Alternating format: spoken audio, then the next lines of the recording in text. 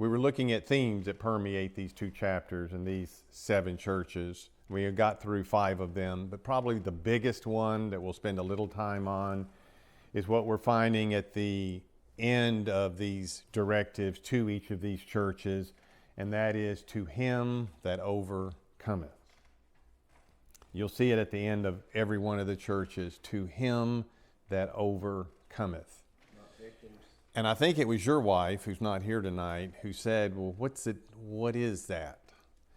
So pardon? It's not a victim. No, it's not a victim. To him that overcometh. So the importance of overcoming and enduring in our Christian life is stressed so heavily here and is a big theme in the book of Revelation. So we have all these to him that overcometh verses in chapter 2, verses 7, 11, 17, and then the last few verses of that chapter. And then in chapter 3, we have verses 5 and 12 and 21. The importance of overcoming and enduring from the perspective of a person who has come to Christ. That's not the end of your life. That is the beginning of the new Christian life. In the sermon that Jesus gives on the Olivet Discourse in Matthew 24 and verse 13, and that's in the context, Matthew 24, of eschatology, of wars and rumors of wars, and you're going to be betrayed by different people. And he says in verse 13 of Matthew 24, he that endures to the end, the same will be saved. He that endures to the end. And there's no reference to someone losing their salvation. It's just you never know until you have endured to the end. You know, are you going to hold on to everything God has commanded us to hold on to? In Revelation chapter 12, in this book, verse 11, we're told that they overcame him, Satan, by the blood of the Lamb. They overcame him by the blood of the Lamb, by the word of their testimony, and they loved not their lives unto death. Revelation 12:11. So let's think about that for a moment. To him that overcometh, all of these things are promised. And different things are out there that different churches and therefore different Christians have to endure and overcome. You should have read through, and I'm sure you have, these 2 chapters, so you know there are just different things these churches were fighting against, enduring. Some of them didn't seem to have that much. Some of them seemed to have a whole lot. The church at Smyrna, which is the second church, which will bring us eventually later in this message to the 10 days of the 10th verse. Look at all they've got. Fear none of these things which thou shalt suffer. Behold, the devil will cast some of you into prison, that you will be tried. So we've got suffering, we've got prison, so that you will be tried. You'll have tribulation. There's a 4th thing. Be faithful unto death. There's a 5th thing, and I will give you a crown of life. We don't really see that with the Ephesian church, the first church. I mean, they are trying the false apostles, the ones who said they're apostles and who are not, and they are liars. And these other churches are one of them. The Thyatira has Jezebel, a lot of fornication, a lot of promiscuity being spread that's rampant in that church they're having to deal with. They're going to have to overcome that. Not all of them do. You know, just because someone makes a profession of faith doesn't mean they have the possession of faith. The big misconception in evangelical Americanism or Western Christianity is all you have to do is say, I believe in Jesus, and you'll go to heaven. Well, James 2 tells us the demons believe, and more than that, they tremble. Knowing the historical fact, believing that he existed, without trusting your life in him, to him, is not the same thing. And I know there are verses that say if you believe in your heart and confess with your mouth, you will be saved. Romans 10. But there are other verses that say he that endures to the end, the same will be saved. So we have to overcome and we have to endure. So there are just different things that different Christians, not all of us have the same thing that we have to go through. In our country, we're fairly blessed with benign circumstances around us, where to be persecuted for Christ's sake is basically unheard of. If we're going to be real, it's basically unheard of. I mean, you might get someone not to like you or not to be your friend anymore. I remember when I was converted, I remember I was a teenager, and one of the young ladies there, after I was converted, they all said they were. We had a cool little group, and we'd meet at each other's homes. We're all in our teen years. And I remember after about a year of reading the Bible and praying and doing some worship songs together as we did tonight, I remember her coming up to me and saying, I had so many more friends before I became a Christian. I think I'm going to go back to the way I was because I had so many more friends. So, that might have been a profession of faith, but that's not a possession of faith, because the possession of faith, it may have its ups and downs, its ebb and flow, where you're feeling more spiritual, you're feeling less, where you're more successful in your Christian life and you're less. But even though it's a little up and down, it's still an up and down going up always. That's possession of faith. You're not going to give up. So what I want is us to see that in this book of Revelation with these 7 churches, the entire backdrop to this book is one of persecution, difficulty, misunderstanding, distress, imprisonment, death. That's the background to the whole book. Remember, if you'll look over in chapter 1 and verse 9, where John said, I'm going to identify with you. I am John, who also am your brother and your companion. I'm a big apostle, and he was one of the 12 apostles. But just like these other members of these churches, he said, I'm your brother and companion in tribulation, not in ease, in tribulation and in the kingdom and endurance of Jesus. And he said, I'm on this island of Patmos because of the word of God and what I've testified to. It is the entire backdrop to this book. John had a brother, did he not? Who are the 2 sons, James and John? I said that we have to endure different things in our life for different periods of time. Do you remember that John's older brother, James, he was beheaded by Herod way back in Acts 12 and verse 4.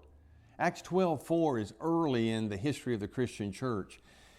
John's brother James has been dead for scores of years, for decades. So my point is, even though he had to endure beheading, he had to overcome to the point he's willing to die for his Lord's sake, just a short period of time in his life. John's living all the way to the end of the 1st century.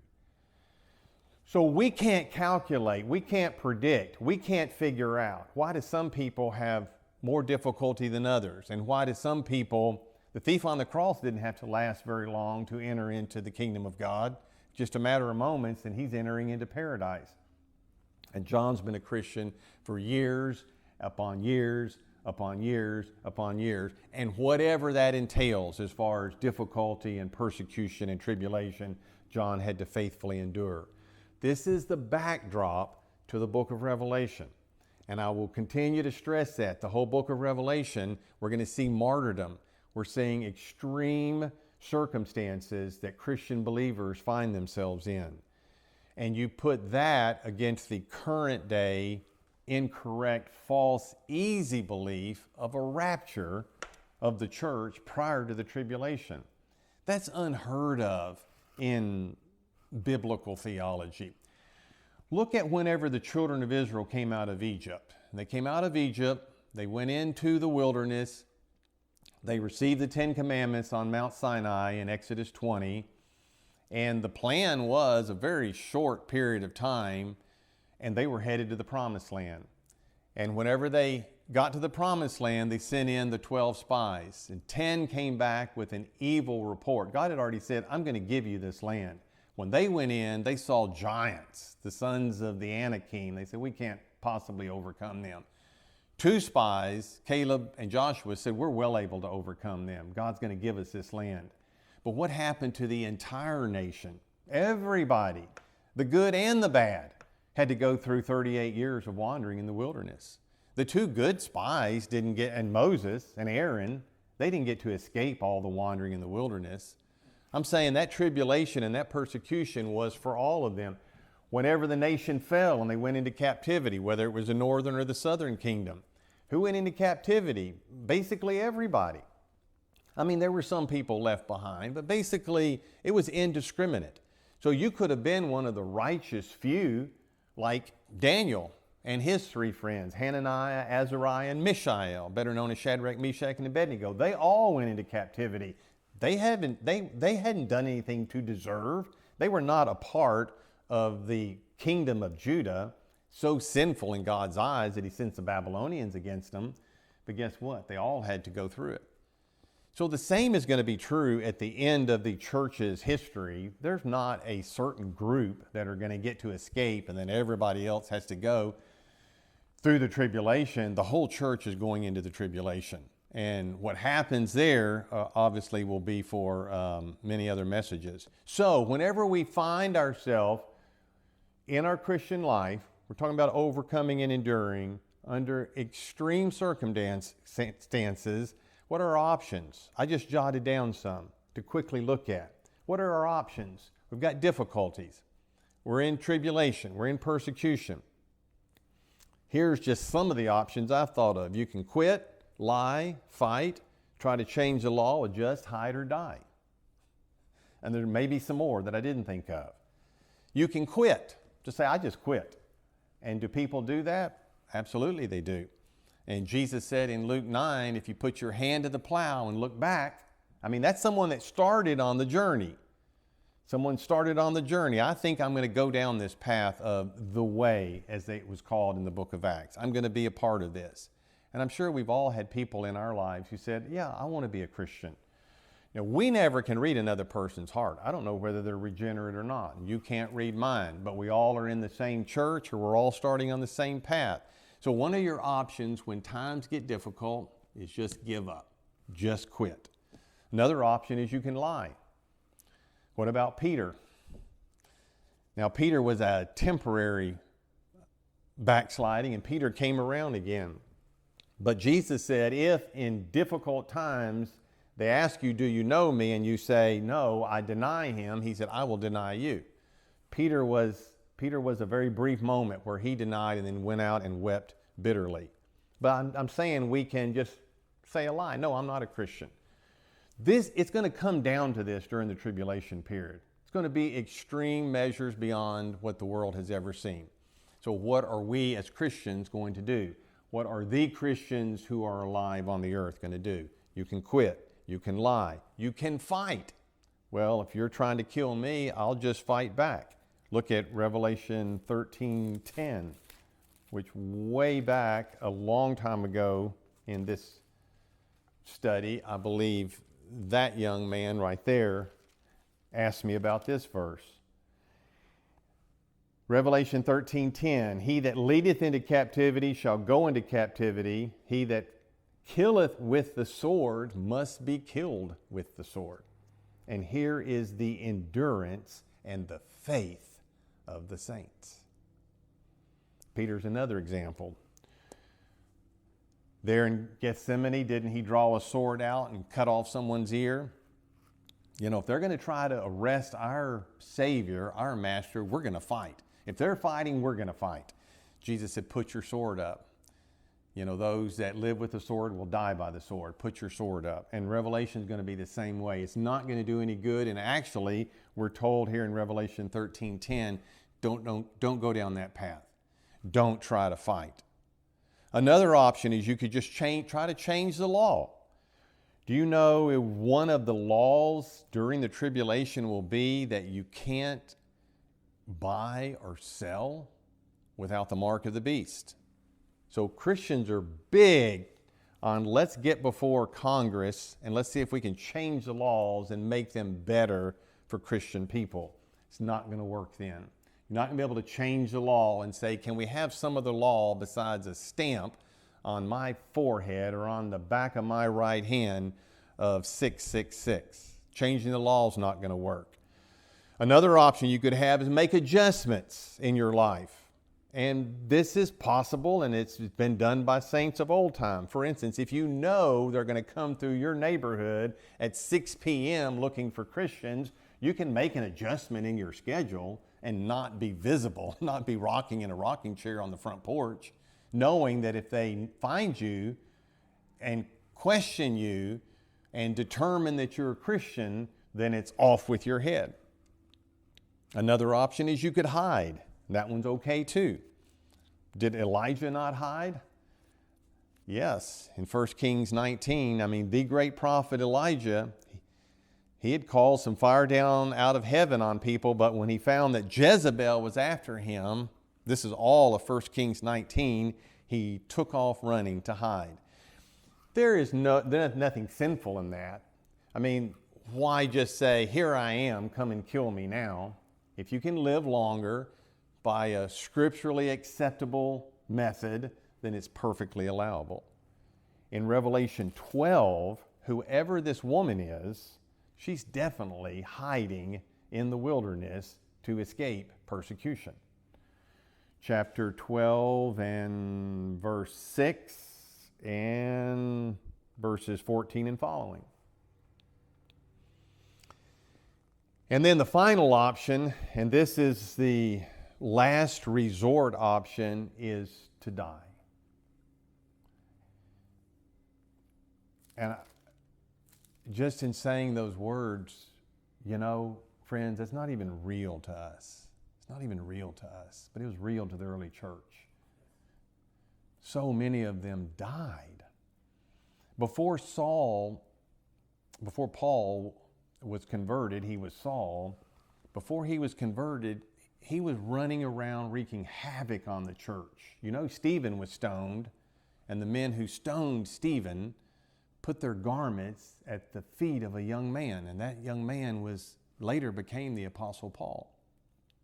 And when he got converted in Acts 9, he had letters in his hand from the high priest in Jerusalem giving him authority to go all the way up to Damascus. And if he could find men or women, he would bind them and bring them back for trial before the Sanhedrin. And not all those people survived. Of course, he was converted on the way up there, so they were fine. But he had wreaked havoc on the church.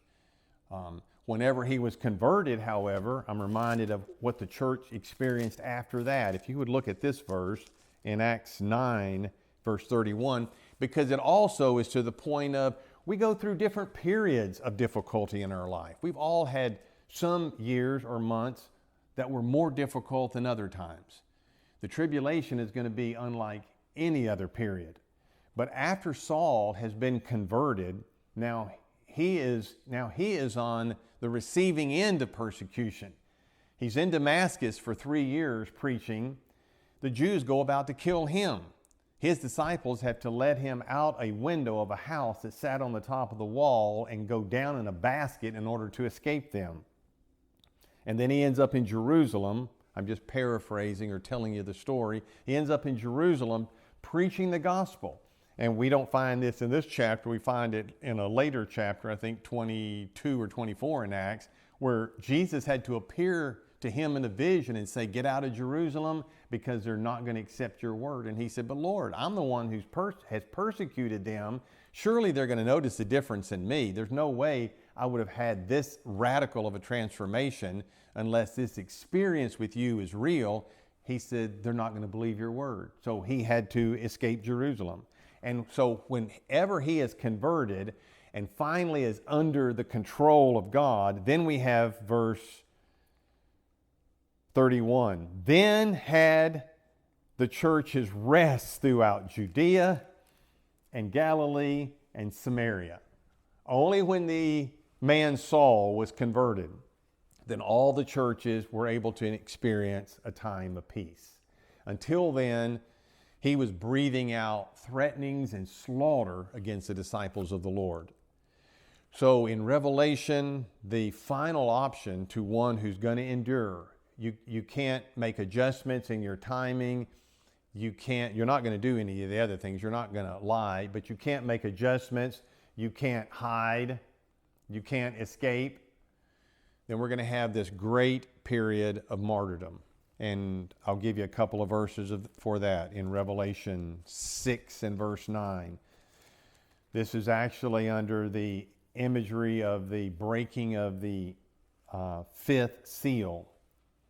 When he had opened, I'm in Revelation 6:9.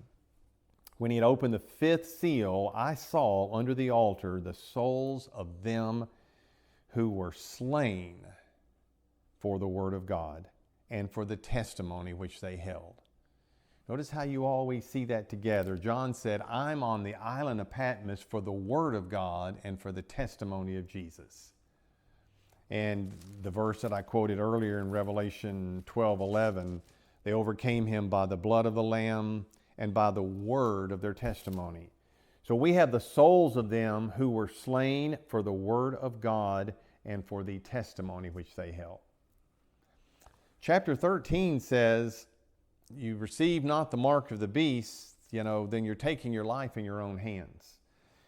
Receiving the mark of the beast is going to give you temporary protection, because at least now you're on his side, you're a worshiper of him, and now you can conduct in normal commerce. Now you can buy food, and now you can sell. If you don't receive that, then you're on the outside of the political and the religious system, and you take your life in your own hands. And in chapter 14, beginning with verse 12, here is the endurance. Remember, the word patience, as it's translated in the King James, almost always means endurance, because you can be patient. Patience just means our patience wears thin. Our endurance will last. Here is the endurance of the saints. Here are they which keep the commandments of God and the faith of Jesus. And I heard a voice from heaven saying unto me, Write, blessed are the dead which die in the Lord from henceforth. Yea, saith the Spirit, that they may rest from their labors, and their works do follow them. Whenever the tribulation starts, whenever that is, the problem with this pre-tribulation rapture theory, the number one problem with it is it means people are going to be caught off guard terribly and not know what to do. And obviously those who truly belong to the Lord are going to endure or die, one or the other. But I think what it will do, it will expose a lot of sham conversions, is what it will expose. So if you'll go back to Revelation 2 and 3, let's just wrap up looking at these overcomer verses. What is an overcomer? What is an overcomer? The Greek word here is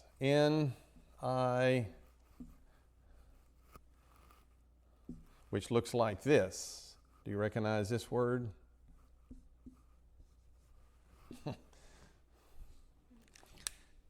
It's Nike. Nike, which transliterates as Nike, Nike, the Greek goddess of victory. So that word, Nike, Niche, means to be victorious. To him that overcometh, to him that is victorious. Nike is the root word for all of the overcomer verses, not only here in Revelation, but elsewhere. Nike, which means to be victorious. So who are these overcomers? It's interesting that so many different religious cults and splinter religious Christian groups seem to have Christianity broken up into different compartments. And I did a podcast with an author and podcast guy up in Indiana a couple of weeks ago, where I talked about a group that I was brought up in, where the division was between the John 3:16 Christians, those who were only Christians, the Acts 2, those who'd gone to Pentecost, and then the Revelation 2 and 3, the overcomers. And overcomers were somehow an elite, special group of people. But if we look at what the word means, and if we look at the promises given to them, what are the promises? The promises are simply the promises given to a believer. There's nothing special here that's not given to everyone. For instance, in Revelation 2:7, If you are an overcomer, I'll give to you to eat of the tree of life. Well, that means eternal life. In verse 11, if you are an overcomer, if you are victorious, then you won't be hurt by the second death. Well, guess what? No Christian is hurt by the second death. The only people hurt by the second death are non-Christians or unbelievers. Those are the only ones hurt by that.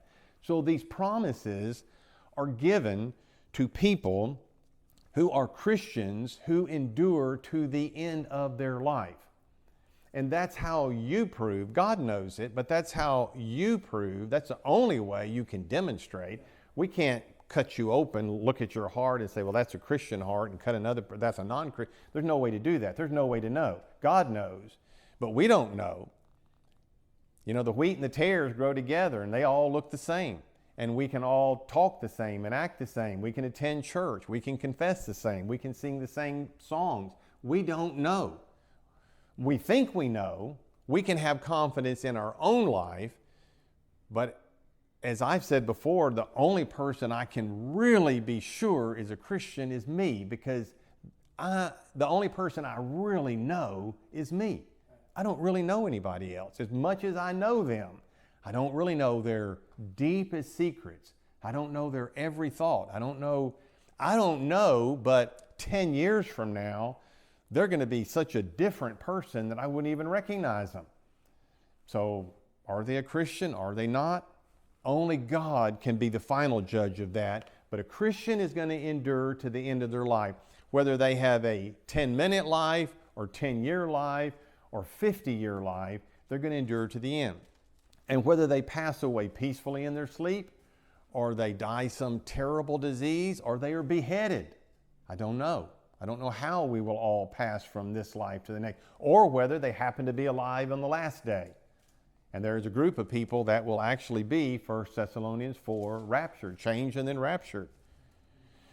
But an overcomer is not a special person. It's not a privileged elite. It's not a higher class. It is a person who endures in their life to the end of that life, whenever that is. And if you would look over in 1 John 5, John, the same author, by the way, of both books, really defines what it means to be an overcomer. And I'm not saying, by the way, that there aren't degrees of reward in heaven. All I'm talking about is an overcomer, by the Bible's definition, is a Christian. Yes, there are different levels of people. There are different, remember the parable of the talents? Jesus gave in the parable of the talents different talents to people with different abilities, and as long as they were responsible with what they were given, that was all that was required of them. Not all of us have the heart or the capacity of the Apostle Paul. We don't have his strength. We don't have his endurance. So maybe we weren't given all that the Apostle Paul was given. But whatever we're given, whether it's the 2 talents, the 5 talents, the 10 talents, you know, the reproof was given to the person who said, oh, you know, I just went and buried mine and didn't do anything with mine.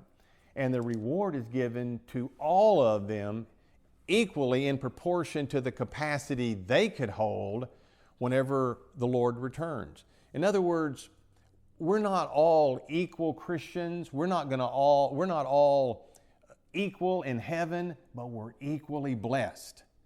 Our cup will be full, but I don't know how big everybody's cup is. No one will be looking at anybody else saying, I wish I had more, because our cup will overflow. Some people might have a small cup, some people might have a big cup, but surely we can see that as long as our cup is overflowing, we are very, very blessed to have that. So in 1 John 5, verses 3 and following, this is the love of God, that we keep his commandments, and his commandments are not grievous. For whosoever is born of God overcometh the world. An overcomer is one who's born again. And this is the victory that overcometh the world, even our faith. This is the victory that overcometh the world. And I think this Nike is the root word behind victory there too. I think This Nike word appears, well, overcometh, victory overcometh, and then in verse 5, overcome, appears 4 times in these 2 verses. Who is he that overcometh the world, but he that believeth that Jesus is the Son of God? And when John or the New Testament writers talk about believe that he is the Son of God, they mean the belief, not just the mental assent to that, but the belief where you're ready to commit your life, your future, your destiny, you're willing to commit. That is the kind of belief that the New Testament talks about. And if we have that kind of belief, we've overcome the world. We are an overcomer. And if we've overcome the world, all those promises made to those churches, the people in those churches, are made to us. All those promises made to those who overcome in Revelation 2 and 3 are made to us. So an overcomer is not an elite person. They're not highly privileged. They're not special forces. They're simply a believer. And when I say simply, there's nothing more you would want to be than a believer versus an unbeliever. So enough on that. Now you want to do 10 days? Revelation 2:10. What does Jesus mean by this phrase, 10 days of 2:10? And you know, without this big kerfuffle, there's a background to why we're even pausing here. And that's a sentence I want to make. If we didn't have this big log jam of discussion over how to interpret the book of Revelation, is it the idealist view, the futurist, the preterist, or the historicist view? If we didn't have this big kerfuffle over Revelation, if we were just reading it and trying to figure out, okay, I see there are symbols here. Obviously, this is a book with symbols, but how am I supposed to interpret this symbol? If you interpret the symbol to mean nothing at all, well, that's not even a logical way to read the book. If you try to interpret it in as literal a fashion as you can, if it's talking about a dragon, it probably doesn't mean horns and a pitchfork, but it's somehow conveying that same kind of idea, then you're on the right path to taking a symbol and trying to find the plain or the obvious meaning to it. But if we didn't have all of this argument over how to interpret the book of Revelation, I think we would read this verse and just read right through it. Never think twice about it. Never think whether it means 10 literal days, whether it doesn't mean. It just would never cross your mind. If you're just reading along, you just say, wow, that church at Smyrna, they're going to suffer, they're going to go into prison, they're going to be tried, they're going to have tribulation, 10 days, and as long as they're faithful to death. We would have just jumped, we would not have even given it any consideration. But it becomes, this might be a little difficult for you to understand, but see if you can follow me. It becomes an important verse because people who are opposed to the normal, natural reading of Revelation want to go to the numbers of the book and make the numbers mean something that the numbers probably don't mean, especially with regard to the millennium. They'll go to that 1,000 years 6 times in 5 verses in chapter 20 and say that is really not 1,000 years. They're big on going to the numbers and trying to make them read something else. And so I have seen in discussions and debates with premillennial people who hold the correct position, with people who are futurist in how they interpret Revelation, that they see this book from the perspective of John as being from chapter 4 on all future. They've got that, but when they're questioned about chapter 2 and verse 10, do you mean to tell me you think those 10 days are 10 literal days? And they say, well, you know, not necessarily or probably not. Then they go, oh, well then who gives you the right to make that not mean 10 days and all the other time periods have to mean something? So first of all, let's establish the fact that numbers play a big role in the book of Revelation. We've talked about that with apocalyptic literature before, right? That numbers, animals, angels, visions, voices, all of these play a big role here. They're very important in Revelation. And we tend to take the numbers literally. Aren't we talking about 7 churches? There were really 7. Doesn't mean there weren't more, but he's only talking to 7. There are 7 churches right here in these 2 chapters. In chapter 4, there are 4 beasts. And there's probably 4. There are 24 elders, and there are probably 24. In chapter 7, there are 12,000 of something from 12 tribes. There's probably 12,000. It's probably 12 tribes. And they probably total 144,000. Premillennialists, futurists, which we are, which I am, I don't know what you are, but what I am, take all those numbers literally. In chapter 9 and verse 5, the locusts that come out of the smoke that comes from the abyss, to them it was given that they should not kill, but that they should be tormented for 5 months. And I've heard the post-mill, ah-mill guys want to debate and say, now, do you really think that's 5 months? I don't know any reason not to take that. I don't know anywhere in this context or in any other context or in any other passage not to take that as 5 months. All these numbers in Revelation, it's full of numbers, and they're important, and they're literal. In chapter 11, the end of verse 2, it said, don't measure the court of the Gentiles, because the holy city is going to be trodden underfoot by pagan, unbelieving, God-hating peoples for 42 months, which totals 3.5 years. And in verse 3, he said, I'm going to give power to my witnesses, and they're going to prophesy for 1,260 days. You can quickly do the math or take my word. That's 3.5 years. And in chapter 12 and verse 6, this woman is going to flee into the wilderness, and she's going to stay there for 1,260 days. And so forth. By the time we get to chapter 20, this is the biggest number problem in the book, because all of the debate revolves around, centers upon this period called the millennium. In chapter 20, verses 2 through 7, you'll see a half a dozen times, I'll just read a couple of them, where this period of 1,000 years is mentioned. And he laid hold on the dragon, that old serpent, which is the devil and Satan, and bound him 1,000 years. And again, I don't know, but that if we had not had all of these debates and all of these varying opinions, if people had just picked up their Bible, read their Bible, and stayed with their Bible, you would probably just say, I think the devil is probably going to be bound for, I don't know, 1,000 years. That's probably what you would have said.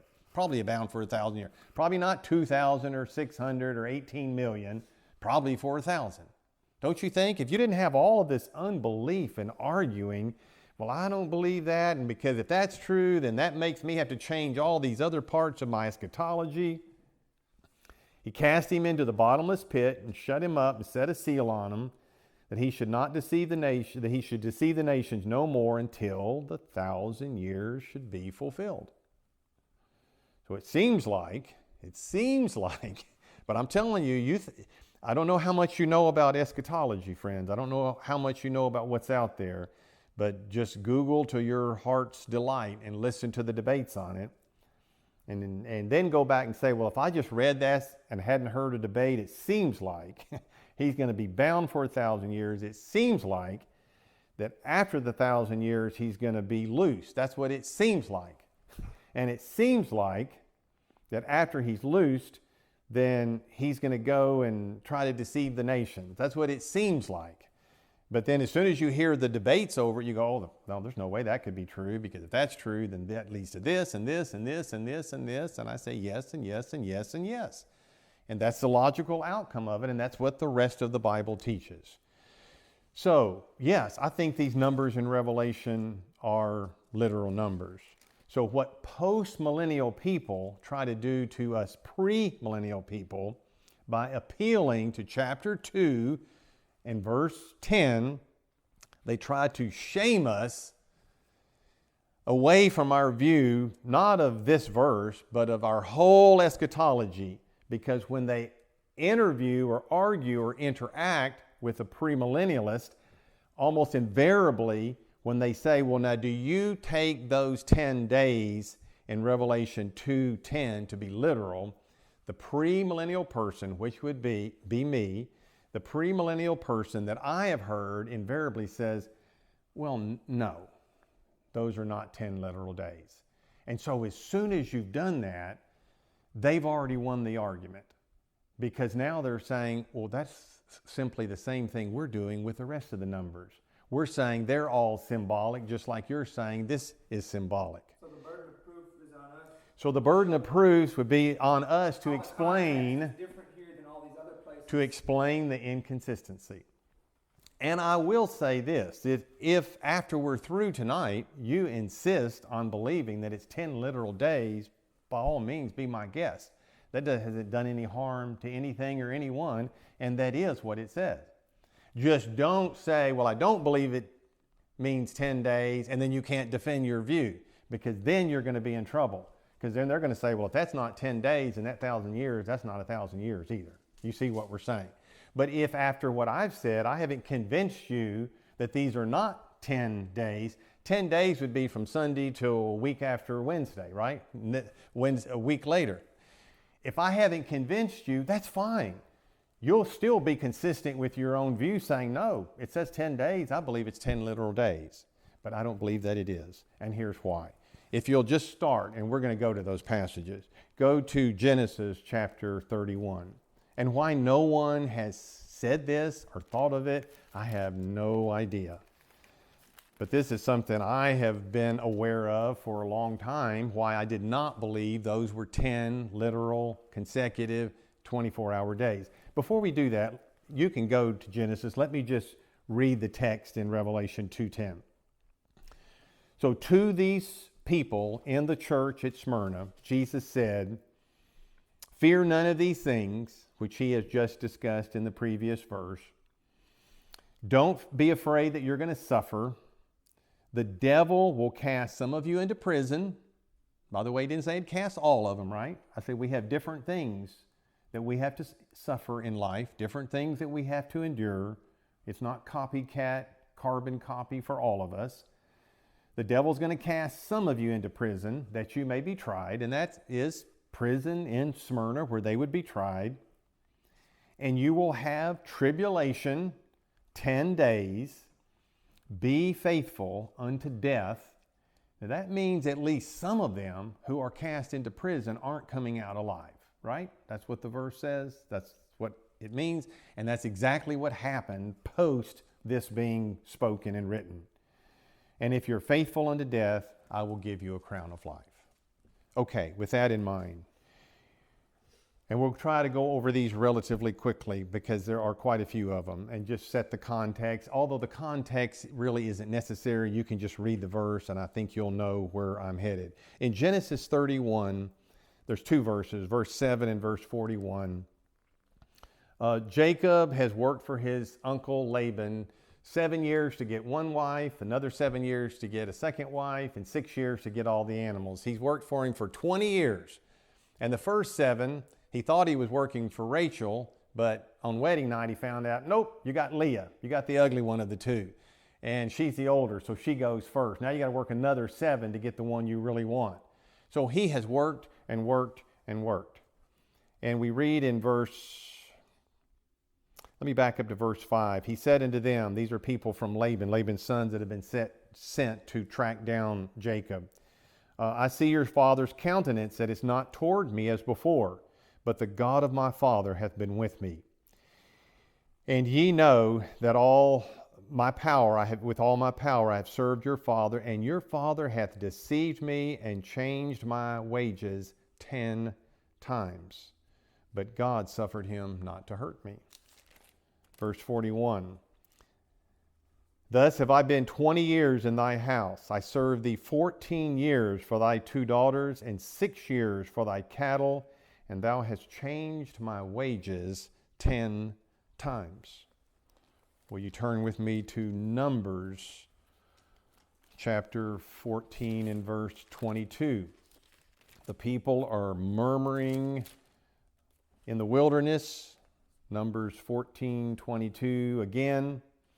And God speaking to Moses. Moses is praying on behalf of the people. Because all these men which have seen my glory and my miracles, which I did in Egypt and in the wilderness, and have tempted me now these 10 times, and have not hearkened to my voice. And if you can find the little book of Nehemiah, chapter 4 and verse 12, that's right over before Job. This is a post-exilic Jewish community back from Babylonian exile, back in the land of Israel and Jerusalem, and they have enemies, Sanballat by name, around them. And in verse 12 of chapter 4, it came to pass that when the Jews which dwelt by them came, they said unto us 10 times, from all places whence ye shall return unto us, they will be upon you. They said that 10 times. In Job 19, that's the next book over, Job 19, he is protesting against his friends. Job 19 and verse 3, Job answered and said, how long will you vex my soul and break me in pieces with words? These 10 times have ye reproached me, but you've not ashamed me. Verse 4, and be it indeed that I have erred, then my error remaineth with myself. If you actually go back and look in the previous chapters, it's not 10 times, by the way, that they've had an argument. In Daniel chapter 1 and verse 20, these are only the ones that I could think of, because I had thought of this before in the book of Revelation, and so I had paid attention, your other times and you're reading the Bible. The last verse of Daniel 1. Daniel and his 3 friends, Hananiah, Azariah, and Mishael, did not want to eat some of the king's food. They said, we're going to trust God that he's going to protect us. You feed us what we're asking for, and I bet we'll look better and plumper and fatter and fresher and more healthy than all of your soothsayers and astrologers. Daniel 1:20. And in all matters of wisdom and understanding that the king inquired of them, he found them 10 times better than all the magicians and astrologers that were in all his realm. And Daniel continued even to the first year of King Cyrus. You're getting the point? Zechariah 8, finally, Zechariah 8, very end of your Old Testament, and verse 23. I think while you're turning to that, maybe a little harder, so I think what we have here is what I would call simply a Semitic idiom. It's an idiom, and we see it throughout the Old Testament. Do you really think that Laban changed Jacob's wages 10 times? Was it 9 or was it 17? And did they really look 10 times better? Did they look 100 times better than the astrologer? Is it not an idiom? So and an idiom in any language, it doesn't have to be a Hebrew or Jewish or Semitic idiom. An idiom is a phrase that cannot be understood by an understanding of the words that make it up. That's what an idiom is. An idiom in any language. You can't understand the idiom by the words that make it up. I'll give you an example. If you've got a friend and you're trying to get out of them what it is they're complaining about, and they're talking and you're saying, but I'm not, and they're talking some more, and you're trying to figure out, and eventually what do you say to them? Will you quit beating around the bush? There's no bush involved, no beating involved, no encircling involved. If you weren't from this culture and someone said quit beating around the bush, you would not have a clue what they're talking about. Because an idiom cannot be understood even if you understood bush and around and circle. So it's a Hebrew idiom that simply means, as you said before, just a whole lot of time. We don't know how much time. I don't know how many times they argued. I don't know how many times he changed his wages. I don't know how much better Daniel looked and his companions and everyone else. Just a whole lot better. And in this final passage in Zechariah 8 and verse 23, I doubt, seriously, that there are only going to be 10 people that get a hold of a Jew and say, we want to go to Jerusalem with you. I think it means that the nations are returning to the glory of God in Jerusalem and in Israel, and they know that this is the God of the Jewish people. Thus saith the Lord of hosts, in those days it shall come to pass that 10 men shall take hold out of all languages of the nations, even shall take hold of the skirt of him that is a Jew. And if you read this whole chapter, you'll see it's talking about an eschatological restoration of the nation of Israel, saying, we will go with you, for we have heard that God is with you. So no, I don't personally think that they were only going to be tried in Smyrna from Sunday, Monday, Tuesday, Wednesday, Thursday, Friday, Saturday, Sunday, Monday, Tuesday, Wednesday. It's possible that's true. And if it is, so be it. And it doesn't do any harm to anything. But I think you can say that's a Hebrew idiom, and 10 days means you are going to have a lot of persecution. And 10 days is a Hebrew idiom. Say, how would they know that? Well, they have their whole Old Testament. How many passages did we look at? At least a half a dozen. And there are probably more. That 10 days is not a literal 10 days, 24 hours consecutive. But if you walk out of here tonight saying, I still believe it's 10 days, I'm fine with that too. Just, I think it's an idiom. Victory that overcomes the world.